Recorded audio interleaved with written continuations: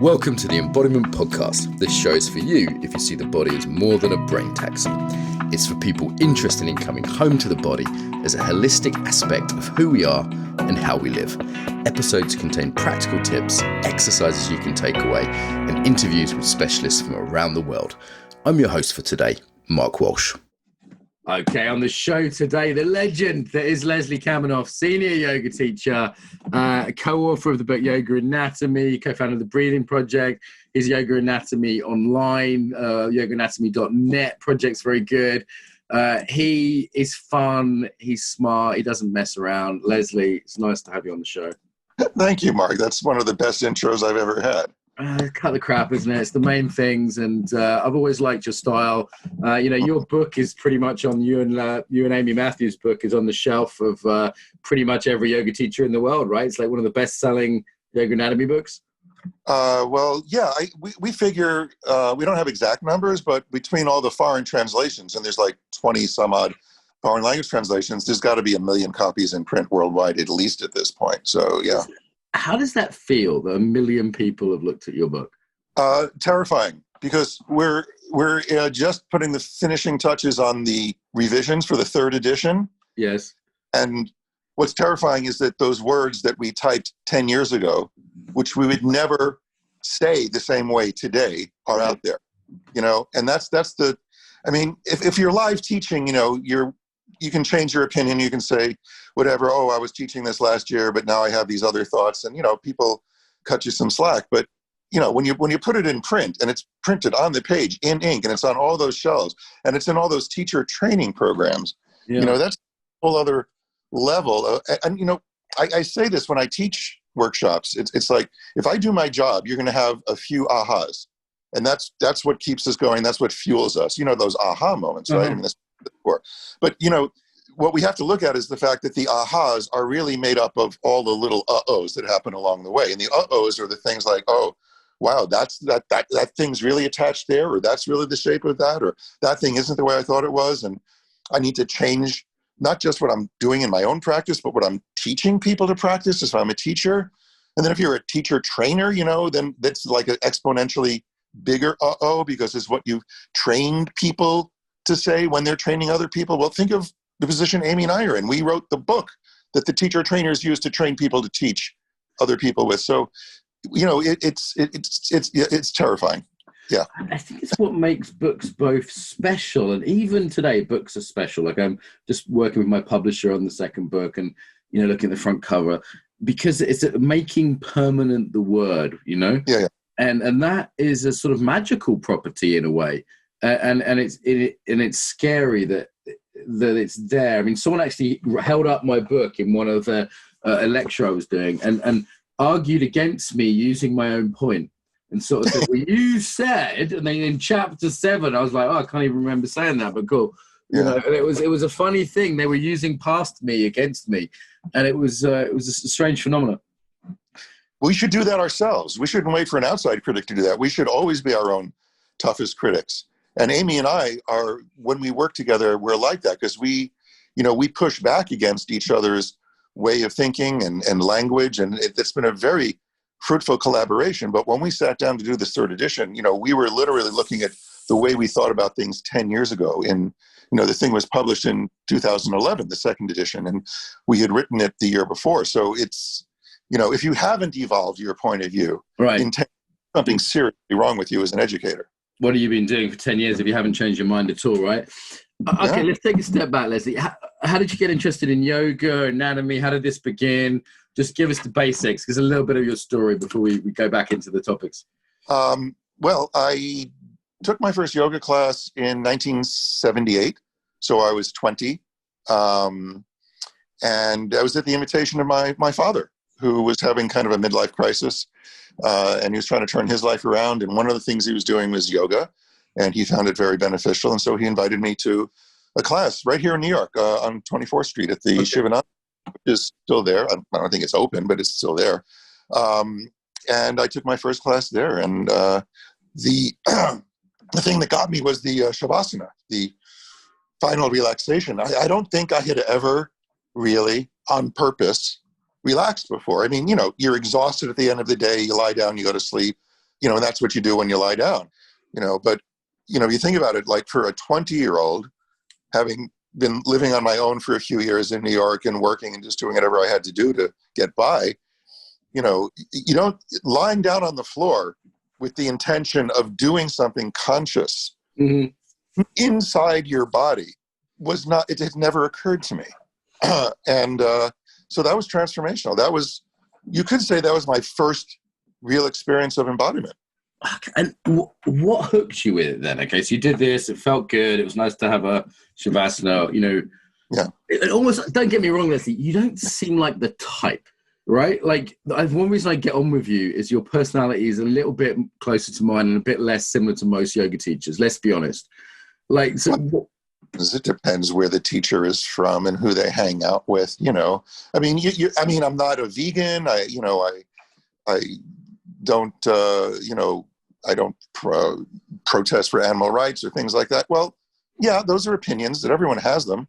But what got me was there were a lot of levels that it got me at. I mean, I took a beginner's course after that first class, and the philosophy is what really was a hook for me, because I was very interested at that time in just alternate ways of looking at the universe and reality, and just trying to understand what's at the end of a long series of questions of why. Why, and what do you get to when you cannot ask why anymore? Because I was that annoying kid in class when I ever bothered to attend class, which is not very often. I barely got out of high school. So it was the philosophy. And then when I signed up for my teacher training in 1979 at the main ashram, which is up in Canada, north of Montreal, I got hooked on another level because they needed help. They were putting on this huge festival. They were organizing a big thing, pretty much, the 1979 version of what you're doing. It was called the Festival of Inner Light, and they needed to build a stage. And then as I was helping them build this stage, I stayed on after my teacher training longer than I had planned. It was like, so who's going to be the stage manager? And they were like, what's the sage manager? And I was like, oh boy. So that's where my theater background came in, because I had a background in, theater arts and I had been working in the theater and doing lighting and sound and production stuff in high school. So, there was like a place for me intellectually, in terms of the practice and what I was doing for my body. And there was stuff to do that I was good at that was valued. And so I very quickly got sucked into working pretty much full time for that organization, and ended up in India, and I became a Swami, fast-track Swamidom. You're a Swami. I'm trying to imagine you as a Swami. Well, okay. Well, imagine me at 22 years old being fed up with myself and the way I'd been in life, and, conducting myself in personal relationships, which is a polite way of saying I was, fucking anything that could move. And I'm just so glad the internet didn't exist back then, because, seriously, right? I would have been taken down ages ago with the current culture the way it is. But I wanted a break from myself. And, there wasn't a very sophisticated conversation back then about this thing that we call spiritual bypassing. But, I just wanted to jump all the intermediate, messy stages of figuring out why I was engaging in that behavior and just stop doing it. Mm-hmm. And, the thing that they don't tell you when they hand you the Swami handbook, along with your orange robes and your secret mantra, pardon me, I have a little mucus. The thing they don't tell you is that, when you announce to the world that you have given up your own freedom to make personal choices, because you surrender to the authority of the guru. So that's the obedience vow. You surrender your own finances, poverty, right? And celibacy. Those are the three vows: obedience, poverty, celibacy, that you take. It's very similar to being a priest. At least in the context of that organization, when you announce to the world by wearing the orange in that organization, what falls into your lap? Well, I got sent to West Los Angeles, West Hollywood, actually, on Sunset Strip, running this yoga community as a 23-year-old with all the authority. Everyone had to listen to me. I was only answerable to Swami Vishnu, and he was off doing his, world tour, peace missions and all that. So basically I was in charge. I was handling more money than I'd ever seen in my life because I was in charge of the center's finances. And as far as the celibacy is concerned, apparently there seems to be nothing more attractive to members of the opposite sex than someone that's taken a vow of celibacy. And here I am. Well, that's very true. I mean, it's one what they can't have, right? I was not prepared for any of that. Actually, I handled the authority and the money much better than I handled the celibacy thing. So basically, my son, the money, the honey, and the power—they're the three that get us all, right? I mean, they're three things that are there in a big way, and anyone that's thrust into a position of having those at a young age who maybe hasn't yet developed the maturity, it makes sense that they're going to be tricky to handle. It's interesting, actually. The fame might be another one we could add to that list, right? Well, back then, no one was famous as a yoga teacher except for 2 or 3 people in the world. People knew who Iyengar was, and I mean, they knew who Swami Vishnu. I mean, they were mainly Indian guys, but Westerners who were famous as yoga teachers back then were very few and far between. So there wasn't. We didn't start using the term industry attached to yoga until I'd say early into the mid-90s, actually. Mm-hmm. And that was only, honestly, 10 years after the word industry got attached to the word fitness. The fitness industry itself was only a decade old when it sort of sucked yoga into it. And I was present for both developments. In LA for the fitness thing in the early 80s, because I was working eventually in sports medicine, because I did develop an interest in anatomy. And, when I left the Shivananda organization, I went to work for a rather famous a doctor, a chiropractic orthopedist named Leroy Perry, who had just started a place called the International Sports Medicine Institute. And that's where I got a lot of my exposure to things like bodywork, myofascial release, physical rehabilitation, biomechanical analysis, and just seeing a buttload of x-rays every day. Everyone who walked in that door was given full spine AP lateral x-rays. And where I was working was right next to the x-ray station. I wasn't working there as a yoga person. I was working there as a technician doing microelectrical therapy, because I picked up this, skill set of working with these emerging instruments then, which is sort of like microelectrical acupuncture. And so that's how I originally got my foot in the door. But right around then, fitness was exploding. You had a lot of these streams that came together geographically in Los Angeles at the time. You had the fitness culture was developing out of the running craze. Bodybuilding had gotten a lot of attention because of Schwarzenegger and pumping iron and all of that. And you had the Gold's Gym guys who were coming in to get fixed by Leroy because they were always injuring themselves. But that morphed into weight training for your average guy on the street because of Nautilus. That got invented because Nautilus, yeah. And people they might not realize that fitness was invented in the modern context as a thing. It was. Now, yes, there were gymnasiums in ancient Greece, blah, blah, blah, but it was really only as I was a child that, I remember my parents getting hold. We were a bit slower to catch on in rural Cambridgeshire in England, that they were like, okay, we need to be fit as a family, and here's your tracksuit. And it was a thing then. And older generation just going, what are you talking about? What is this? Why are you jumping up and down to aerobics? Add something extra to the way we're living our modern lives to not die of a heart attack in your 40s. Because Dr. Cooper's work on aerobics had been out for a while, and people don't realize the term aerobics was coined by researchers who were saying, okay, if you're this age, this gender, you need to get your heart rate up to this working zone to have heart health. That was aerobics. So that all came together with Nautilus, which let people work out with weights without killing themselves, because free weights are just dangerous, even for people who know how to use them. And the one factor you cannot overlook, Jane Fonda.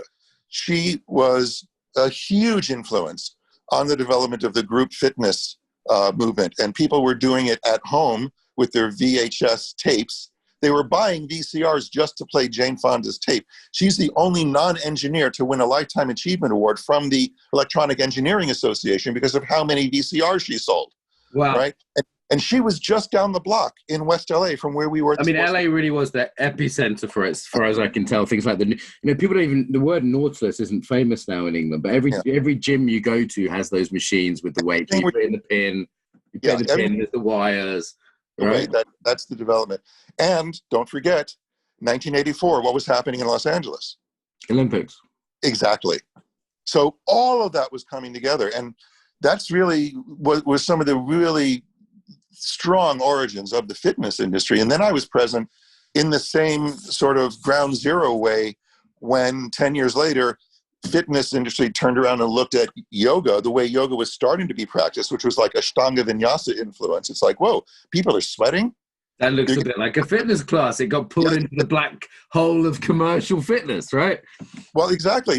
And for a time, believe it or not, this is hard to believe given the current situation, for a time there, the demand for yoga teachers far outstripped the supply because I've heard this in England as well. People saying I was one of the first 10 Ashtanga teachers in England I've interviewed, and they said they were just so busy they just couldn't possibly do enough classes, and they could charge crazy rates, for one-on-ones. And as you said, again, this might surprise young yogis listening to this, that there was a time when yoga wasn't associated with fitness. Well, absolutely. It was associated with carpeted rooms where they burnt incense, and your mat was a towel you put down on the carpeting. And it was more of an Eastern Hindu influence thing because it was brought over by swamis, And so there's a real difference in the context in which you would learn yoga from, say, the Shivananda organization, which is where I first learned, or integral yoga, or some of the other lineages that came out of those. Those Indian traditions, all the way back to 1893 when Vivekananda came over here and introduced Vedanta at the World Parliament of Religions in Chicago, right? So those roots go back way, way far. And then the important distinction there, I think, is the sort of what we consider modern postural yoga did not come out of the Swami tradition. It was taught by householders, people who were married and had children, like Iyengar. Like Krishnamacharya, his teacher, who was his brother-in-law. My teacher, Desikachar, was Krishnamacharya's son. Patabi Joyce was a householder. So it's a very different, like, living in this world, earning a living perspective that you're getting on the practice from these teachers who were not some renunciate, living in a cave or on an ashram who were being fed by the community, and they didn't have to worry about where their next meal was coming from. A lot of these guys did, including Krishnamacharya, especially Krishnamacharya. He was impoverished in the early years before he met up with the Maharaja of Mysore. Yeah. When did you move to New York then? So you're on the West Coast. I never moved to New York. I was born here, dude. Sure, but then you moved back. You said you're on the West Coast. I moved back to New York, yeah. I was in LA for 3.5 years, came back here after the Olympics. I was there for every day of track and field in the stadium. Because a lot of the athletes we were watching were actually friends and people we had worked with. We didn't get to do the sports medicine for them once they made the team because the USOC takes over and you can't kind of have your personal people with you at that point. But I came back to New York toward the end of 1984. And I've been located here pretty much continuously ever since, with travel, of course. So that's when I came back, and I started working more in dance medicine when I came back because I found a job doing the same microelectrical stuff with an osteopath who specialized in dance medicine. And so it was very similar to the environment that I'd worked in LA. And then I just started my private practice of bodywork because I'd picked up enough, I had absorbed enough at that point for my hands to kind of know what they were doing, even though I wasn't really formally trained with a certificate or anything. But I started seeing people privately. And at this point, I've put in well over, by a conservative estimate, I'd say 30,000 client hours just doing table work. So that informs tremendously what I do when I'm teaching. All the hands-on work you've done. Yeah. And interestingly, it informs most especially the ways of teaching that don't involve or can't involve hands-on work like what we're doing now. Because it's like, well, if I wanted to give this person this experience with touch, how can I translate that into something they can embody with themselves if they're maybe in their living room halfway around the world with just a Zoom connection? So that's part of what I'm going to talk about in one of my presentations. Yeah, I mean, we've got a little gap before the presentations now. Tell us about the sort of growth of yoga you've seen as you've been in New York for that period. You mean from the 80s till now? Yeah. What are some of the main? You've seen a lot of changes. You've been at the hub of like LA. New York's a big center for global yoga in terms of its changes. Yeah. Well, when I came back in the mid 80s, I established my private practice and I started jonesing for space to teach in. It's a disease yoga teachers have. They can't walk by an empty space for rent or for let, as you say, and not imagine themselves teaching a class in it. It is kind of a sickness. And so I started a studio in '87, and that was right around the time I was starting a family, my first marriage. My first son was born in 1990, and I ran that place for a while. But the significant thing that happened toward the end of the '80s is I met Desikachar in 1988 at a seminar at Colgate University, which is upstate from here, upstate New York. And he just ruined me. And, I thought I had some stuff figured out about breathing and how to teach it and how to coordinate it with the breath. And he just literally stood it on its head and turned it upside down. And I couldn't even get my own breathing together for about 6 months after I met him. And I should have stopped teaching and just taken a hiatus and said, look, I don't think I can keep saying what I've been saying, but I don't know what to say yet. And this is why I empathize so much with people that come and take my workshops, because, I'm sort of replicating that a little bit for them. And I know that there's this strange zone that you can get into when you get these ahas, but it feels mostly like uh-ohs because you haven't really digested and assimilated the new thing yet. It's not yours. It's not part of yourself. Right. And, the tendency is to want to go out and just regurgitate what you heard me say, or I wanted to regurgitate what I heard Desikachar say, but, it takes a while to metabolize this stuff. And so that was, through the late 80s after I met Desikachar, there's a whole sort of reimagining of what it was to lead group yoga classes. And I couldn't really figure out how to do it and give people the individualized, modification that my eye was telling me that they needed. And so what I would do if I had a group going, they'd be starting the sequence I was teaching, everything would go fine until I made the mistake of actually looking at someone. And then I was like, oh, okay, hang on a sec. And I had to run over and work with them. And everyone else stopped what they were doing because I had stopped teaching, and they gathered around and they were looking, and it was fun. It was exciting. It was informative. We were all learning. It just wasn't a group class. So I stopped calling what I did group classes, and I called it clinic. So just come to clinic, show up, we'll see what you got and we'll work with it. And I kind of went along that way for a while after I closed my first studio and opened another one. And, we were just doing clinic and more of the therapeutic work. That's when I started teaching my anatomy course, which we eventually put online at yoganatomy.net. So we're in the early 90s now. And that's when yoga really started hitting what you could call the mainstream. Celebrities started doing it. I was good friends at the time with the folks that started the Jiva Mukti Center. In fact, my second partner, who's mother of two of my children, I met. She was one of the original main teachers at Jiva Mukti. And so that was just a real hotbed. That, and on the West Coast, of course, Yoga Works. And those are the two places Pattabhi Jois landed when he came back to the States in like 93. And so it just rocketed. It took off, as we said. And it was inevitable that somebody would jump into that gap between supply and demand in the yoga teacher market and go to the owners of the clubs and say, hey, look, you already have people on the payroll who know how to lead group fitness. They're called aerobics teachers. Give them to me for a weekend. And on Monday, you can have yoga on your schedule. And thus, Yoga Fit was born, right? Brilliant business model. I take nothing away from her that she figured that out. And it was brilliant. As a business move, yes. As how it hit people like me. Yeah. Some people who dedicated their lives to this and, know that it's a lifelong thing. And you're trying to imagine it happening to other things, if there was a key fit or, like some art that people really devoted their life to and there was that and spiritual, and all of a sudden it became in every fitness studio.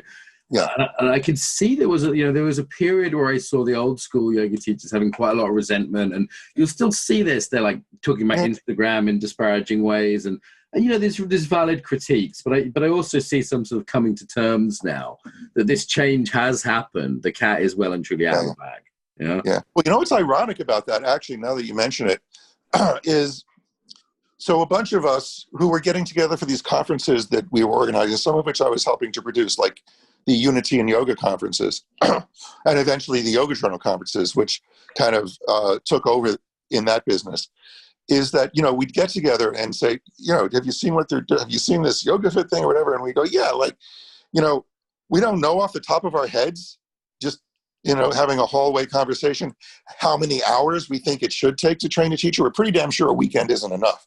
And so enough of those conversations started happening that a bunch of us eventually got together, sat down in a room, or a series of rooms actually. And some of this was organized by Unity in Yoga, an organization that I was vice president of at the time. And we came up with these 200 and 500 hour standards. That was the ad hoc committee that came up with these things in response to, all of that. And then it eventually turned into the Yoga Alliance, which had been Unity in Yoga. Unity in Yoga turned into the Yoga Alliance because there was the same 501c3 nonprofit organization, just did a name change. And the ironic thing is that now a lot of the sort of people who consider themselves to be lifelong learners and, we're in this as a spiritual pursuit, they look at the Alliance the same way that the people that started the Alliance were looking at YogaFit. Yeah, right? yeah. 200 hours, that's as people say. Well, we never said it was enough. We just said, what's the minimum? Yeah. And I thought it should be a teacher designation after 200. I always thought 200 should be an instructor. 500 maybe a teacher after you have some experience in the field and some mentoring. So I was always pushing for it to be, not RYT, but RYI at the 200 level. Registered yoga instructor, to at least make that distinction. So they're trying now to backpedal and kind of put that into the ethos of the Alliance with the revised standards. But sadly, I think there's a real profound lack of principled leadership right now at the Alliance, and that's the kindest way I could put it. Mm-hmm, mm-hmm. Yeah. And you've been associated with the yoga birth of yoga therapy as well, right? IUIT? I used to be a member of IUIT. I am no longer. I never joined the Alliance. I've never been officially affiliated with the Alliance. I've never been in a board position other than advisory for IUIT. And so the whole therapy thing is a very loaded discussion, because then you're getting into regulatory issues and governmental advocacy, which is something the Alliance actually was doing a good job at. And IUIT hasn't really taken a stance on whether they are for or against yoga therapists being a licensed profession. They think they can run down the middle of that road, and that's where you're going to get clobbered. You have to be on either side of the road. You just have to pick a side, and they haven't. So, yeah, no one's listening to me over there now either, as far as I can tell. But why should they? I'm an old guy. I'm not in the game. I just want to be left alone. And every so often I have to shout out that, hey, what you're doing over there could make what I'm doing over here illegal if your agenda gets enacted. Right. So I'm seeing this all around the world, different countries and also different arts. This sort of meditation and mindfulness has similar conversations. Yeah. We've had similar conversations with martial arts, which, for example, in France, aikido is heavily government regulated, and the UK less so. It's the British Aikido board that's like the Yoga Alliance. There's all these conversations around the world, and it's always this sort of, it starts off as sort of a cowboy thing, and it's very underground, done with passionate people. And at a certain point, someone realizes there's money involved, and committees get involved, and then there's governing bodies, and then there's a need for laws, but at the same time, no one wants to be controlled. So it's like herding cats. And I hear the same conversations around different arts from different countries. It seems to be just a process things go through. Well, that's the natural evolution of how things go when, whatever regulatory or hierarchical structures exist in society see something that they can extract from.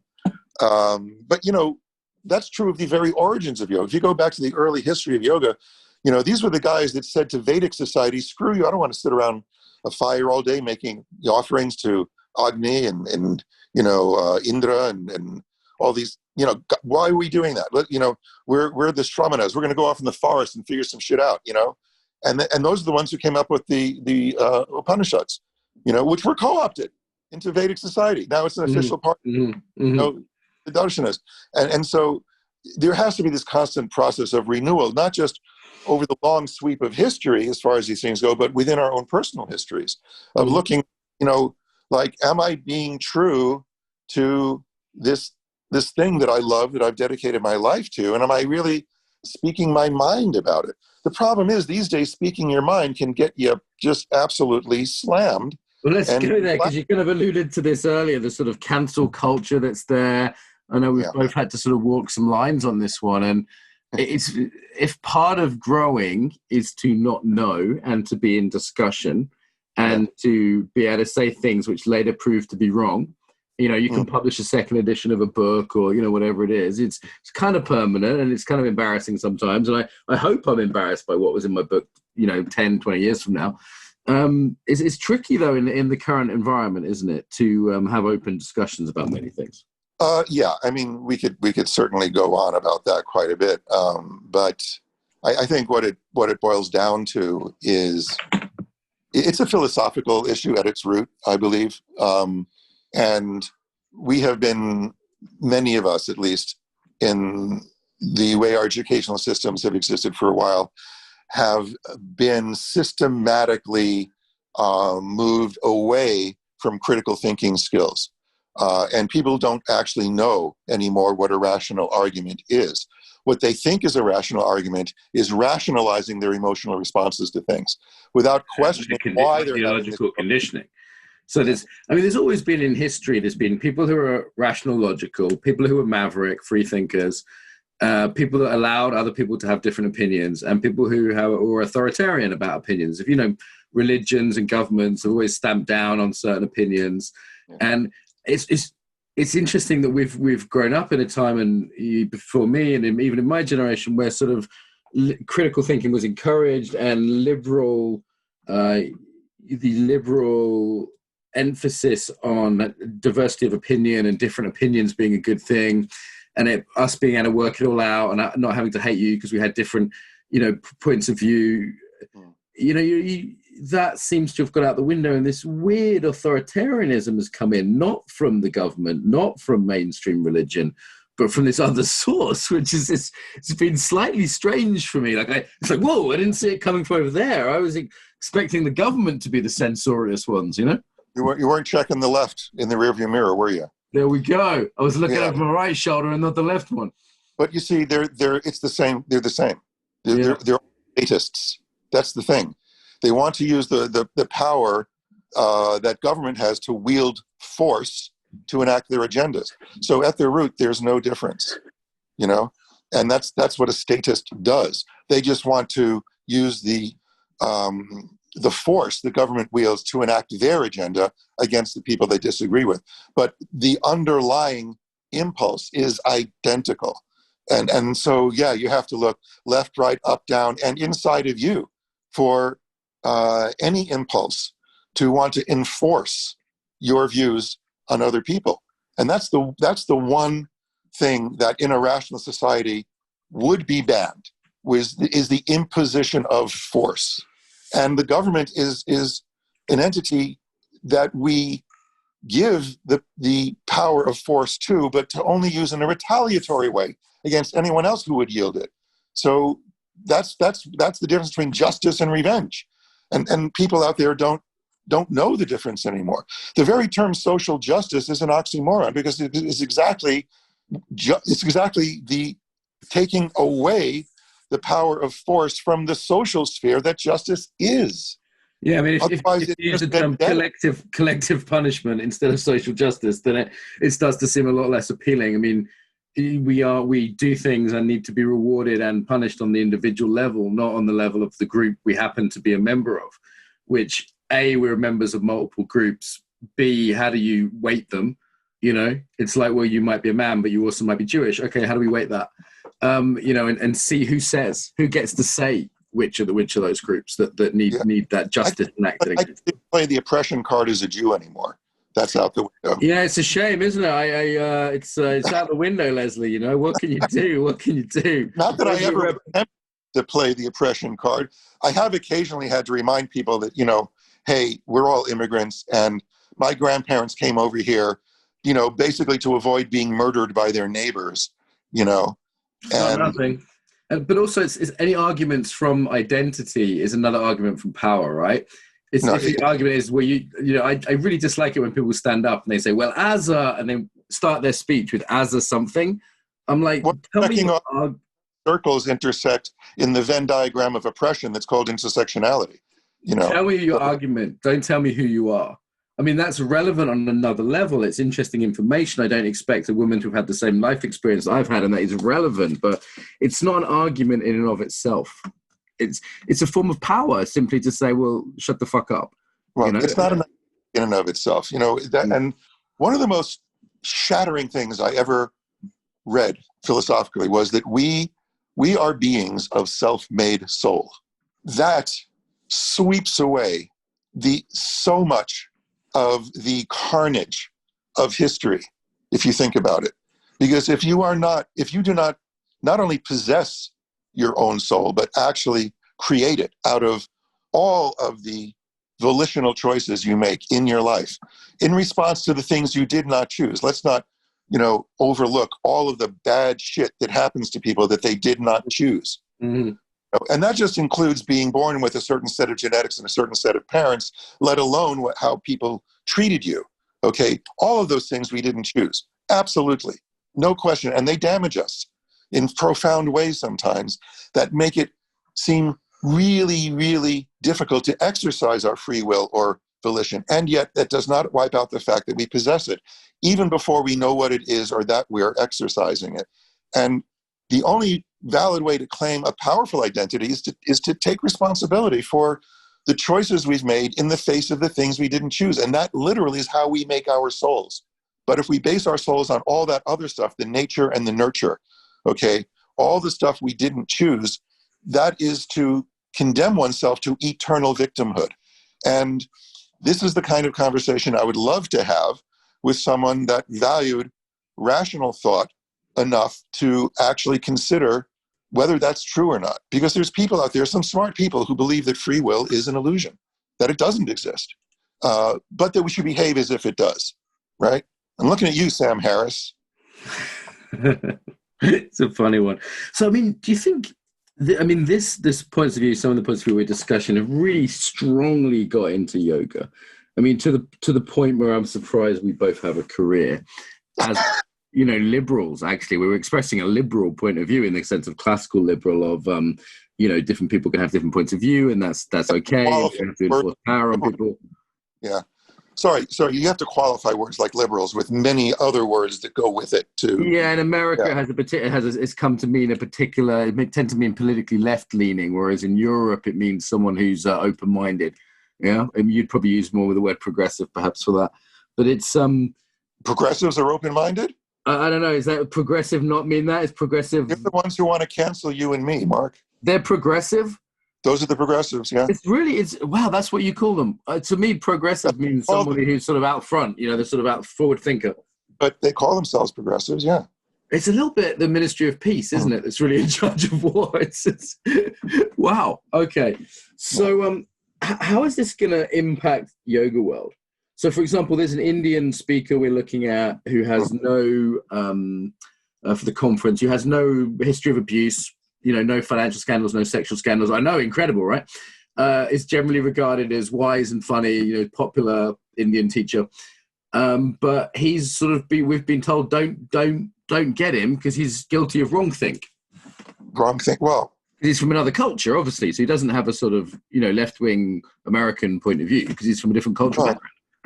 Well, if he likes what's going on in India now with yoga and with the government, he most likely has a pretty right-wing authoritarian point of view. Do you want to bring people up to speed with that? Because people might not know about that, the Indian thing. What, nationalists who run the country now? Yeah, tell the connection people. That's quite unsurprising to many people. For political... Well, it comes up every year around June when I get a number of invitations to participate in something or other that has to do with International Yoga Day. Okay. Which is the creation of Modi, the guy that's running India now. And he's an extreme nationalist, right-wing Hindutva nationalist. And he has created a ministry that has taken over Ayurveda and yoga and basically is pushing it with, the advantage of governmental force, not just on people domestically, but worldwide with this International Yoga Day. People don't know about the origins of this. They say, oh, isn't it great that the UN endorsed International Yoga Day? It's like, well, no, do your homework and see if you agree with what this guy is about, because he's the one who started it. And it's so sad, actually, that June 21st is actually my teacher Desikachar's birthday as well. So, I have to separate any acknowledgement that I want to do publicly about yoga that can have these right-wing connotations. It can have these far-left connotations. I mean, it's quite painful to see sort of yoga get dragged into these directions. But when you say yoga, it's like yoga is not a thing that exists independently from the people that do it. People who are into yoga that get dragged this way and that way. Yoga itself is fine because yoga is a force of nature. Yoga is the tendency of living things to seek homeostasis. And when we align with that on a deep cellular level, then we can find some deep truths about ourselves and the world we live in. So I have no worries about yoga. I don't care if someone, wants to have a dog or a pig in the room with them when they're doing, if that's what it takes for them to get on the mat. I'd try goat yoga, given a chance. Given half a chance, I'd give it a go. So Leslie, so we don't go too cantankerous at this point. What's kind of buttering your muffin right now? What are you enjoying? What's turning you on? What's going on with my muffin? Buttering it. It's a British phrase. Buttering your muffin. What's buttering your muffin? What's sort of exciting you, turning you on? What's positive for you right now? What's buttering my scone? Yeah, scone. That's a debate we don't want to get into. Okay, there's warring factions there. When does a scone become so muffiny that it's no longer a scone? This is a philosophical inquiry right there. Scone or scone. So what are you enjoying right now? Obviously, you're part of the conference. We're excited to have you part of that. Very happy you stepped Embodiment up to that. Embodiment Conference is really exciting me. And the degree to which we can deliver a really valuable educational experience with this medium here is actually very exciting to me because, as you know, I've been doing this in one form or another for over 11 years now with yoganatomy.net. And the way we've evolved how to deliver that material has just gone into overdrive now in this past year. And we talked about agency and free will. The degree of agency that a student online can exercise in a learning environment far exceeds that of a live. Yep. What kind of balls does it take, or chutzpah, if you don't have balls, but, what kind of moxie does it take to stand up in the middle of a class that someone is teaching to a room full of people, roll up your yoga mat and walk out the door? Very few people, even though they may really want to do it, have ever really done that. Here, you just hit a button and you can turn off your camera, stay in the class, or you can leave the class entirely.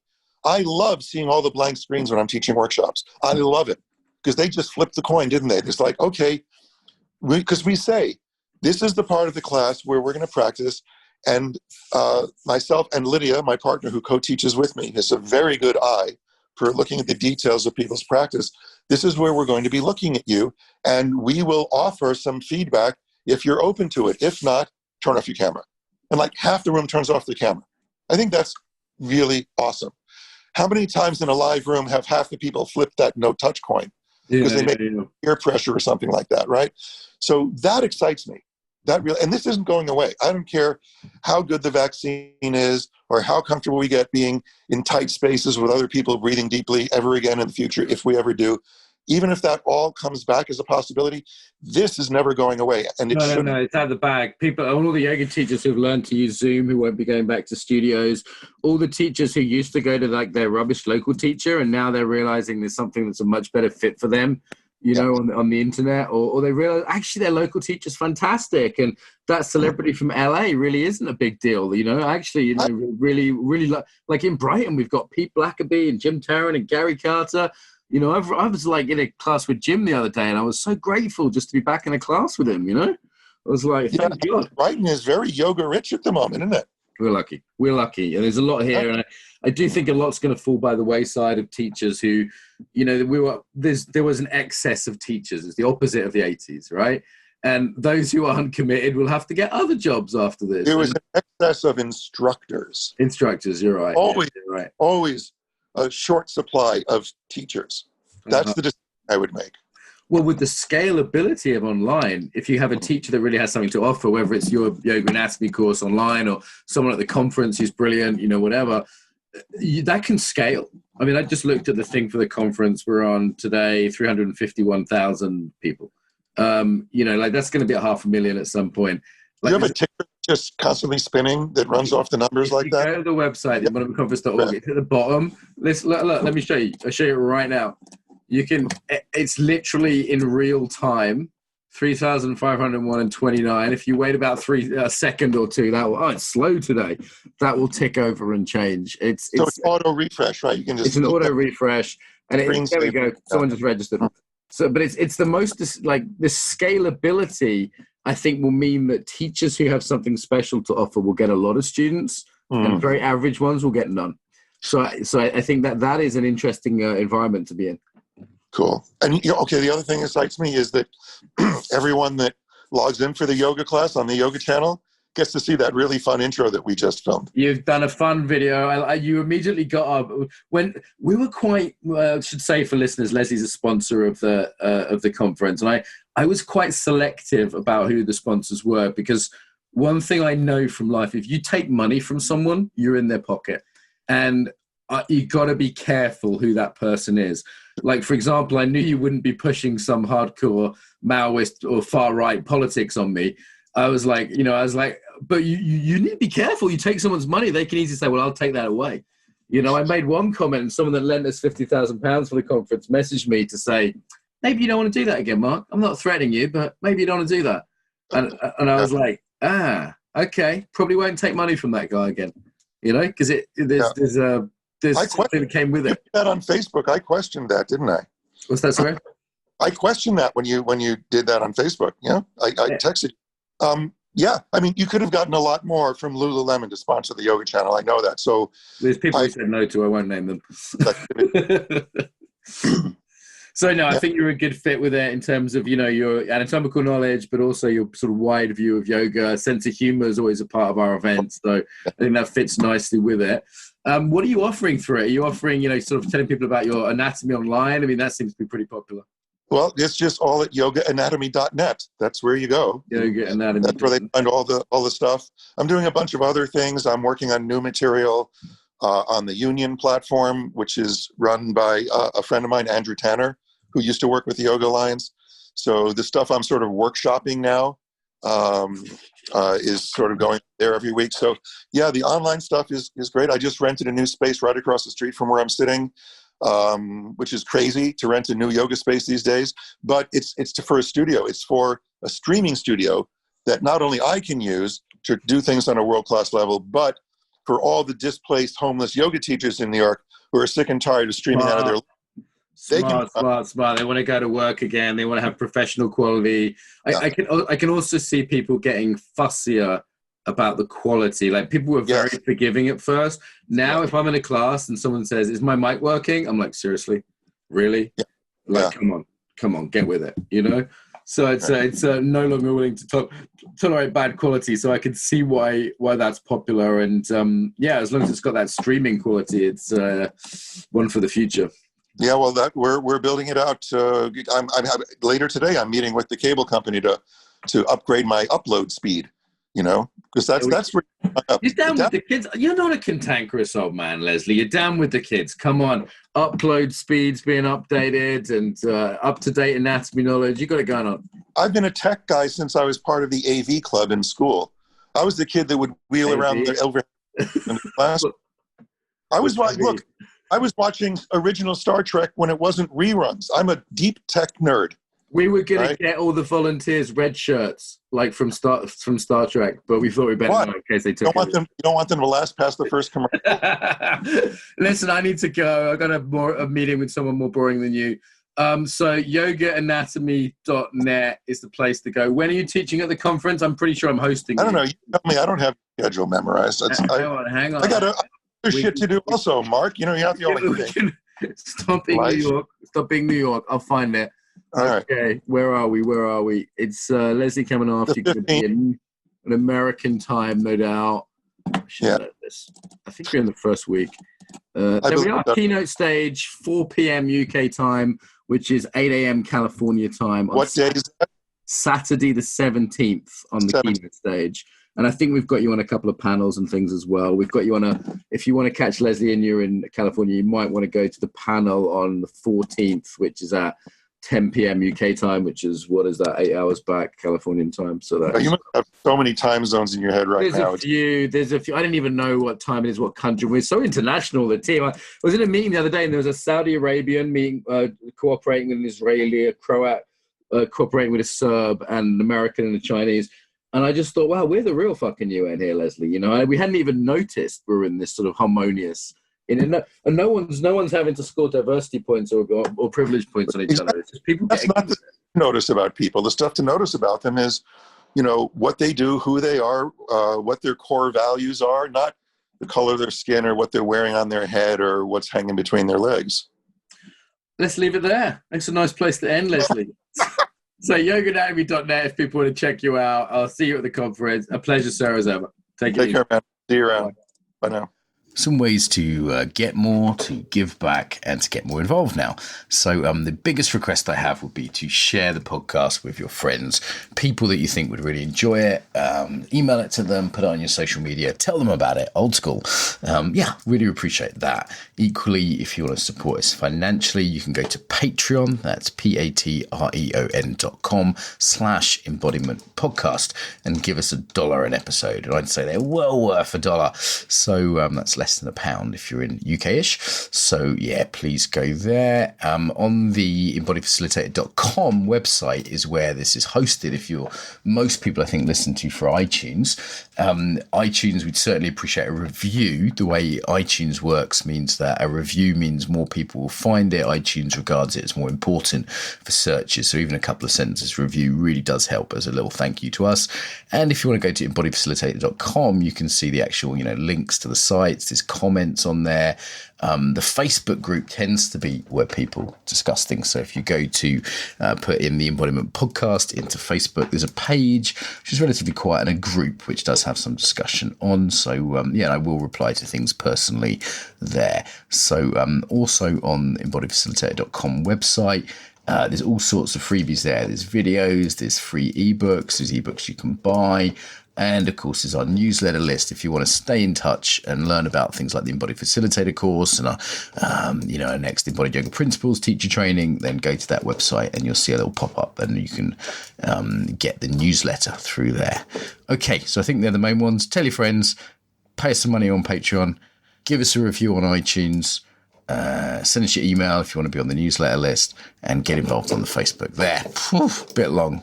Pick whatever you like that works for you. Until next time, welcome home to the body.